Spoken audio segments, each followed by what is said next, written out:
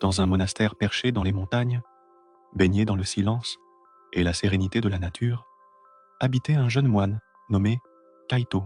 Depuis son enfance, Kaito avait été accepté dans le monastère situé dans les montagnes et avait toujours été très assidu dans l'étude des écritures et des pratiques ascétiques. Cependant, malgré sa vie paisible, Kaito avait en lui une flamme qui brûlait, une tendance à la colère et à la frustration qu'il ne pouvait pas toujours maîtriser, surtout lorsqu'il se sentait offensé ou traité injustement. Un jour, alors que Kaito se consacrait à ses méditations, un autre jeune moine nommé Hiro s'approcha de lui et lui fit part de son admiration pour ses efforts spirituels. « Tu te donnes tellement de mal, mais tu n'as pas encore atteint l'illumination, » se moqua Hiro. « Peut-être que c'est parce que tu n'es pas assez fort, ou que ton esprit n'est pas assez puissant. » Ces paroles ont profondément touché Kaito. Il a senti son sang bouillir, et une douleur oppressante serrait son cœur. On aurait dit que toutes les heures passées à méditer avaient été gaspillées en un instant. Sans réfléchir, il se leva, serra les poings et lança un regard plein de colère à Hiro. « Comment osais-tu m'insulter » a-t-il crié. « Tu n'as pas le droit de juger de mon engagement. » Hiro le regarda avec un sourire énigmatique, puis s'en alla sans dire un mot, le laissant seul avec sa colère. Kaito est resté immobile, tremblant et pris dans une tempête de pensées négatives. Pourquoi Hiro a-t-il dit ça? Et surtout, pourquoi s'est-il laissé emporter si facilement par la colère? Perdu et incapable d'apaiser son cœur, Kaito décida d'aller chercher le maître zen du monastère, un vieux sage nommé Ryokan, réputé pour sa sagesse et sa sérénité inébranlables. Quand il arriva à la hutte du maître, il le trouva assis sur la véranda, les yeux perdus dans le paysage. Le vieil homme était calme, comme s'il faisait partie intégrante de la nature environnante. Kaito s'approcha et fit une profonde révérence. « Maître, je dois vous parler, » dit-il d'une voix tremblante. « Un autre moine m'a insulté, et je suis en colère. C'est insupportable. Je n'arrive pas à me débarrasser de ce ressenti. Chaque fois que j'essaie de méditer, sa voix continue de résonner dans ma tête. Comment puis-je surmonter cette colère ?» Ryokan le regarda avec bienveillance, puis entonna un chant pour que Kaito le suive. Dans le silence, le maître la conduit sur un chemin sinueux qui menait à un lac cristallin caché parmi les arbres. Une fois arrivé sur la rive du lac, l'eau était si calme qu'elle reflétait parfaitement le ciel et les montagnes environnantes. Comme un miroir naturel, le maître désigna la surface immobile du lac et demanda à Kaito « Que pensais-tu de cette eau ?»« Elle est parfaitement calme, maître, » répondit le jeune moine. « Tout à fait, » dit Ryokan. Puis il prit une petite pierre sur le sol et la lança au milieu du lac. L'eau est devenue immédiatement claire et les cercles concentriques se sont propagés jusqu'aux rives. Et maintenant, qu'en pensais-tu? L'eau est agitée, maître. Elle ne reflète plus le ciel comme avant. C'est comme ton esprit quand la colère y entre. Ryokan a expliqué. Même une petite insulte, comme une pierre jetée dans un lac, suffit à troubler le calme de votre esprit, vous empêchant de voir les choses telles qu'elles sont réellement. Tant que vous laissez ces pierres entrer, vous ne trouverez jamais la paix. Kaito observait les cercles, qui se sont agrandis jusqu'à ce qu'elles disparaissent. Son esprit commença à réfléchir à ce que le maître essayait de lui dire.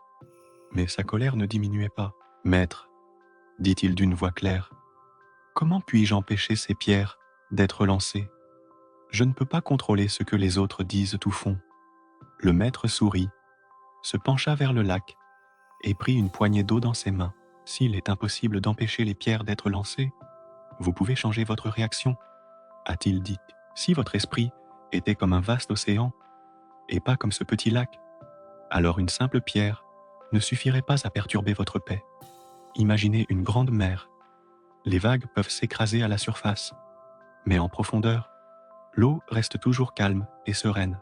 Il faut que tu ouvres ton esprit, Kaito, jusqu'à ce qu'une simple insulte ne puisse plus t'atteindre au plus profond de toi-même. » Kaito écouta attentivement, mais il ne parvenait toujours pas à se débarrasser du sentiment d'injustice qui l'habitait. « Maître, je comprends ce que vous dites, mais comment puis-je le faire? La colère est si forte qu'on dirait qu'elle prend le contrôle de moi, comme si ce n'était pas moi qui décidais. Maître Ryokan s'assit sur le rivage et invita Kaito à en faire autant.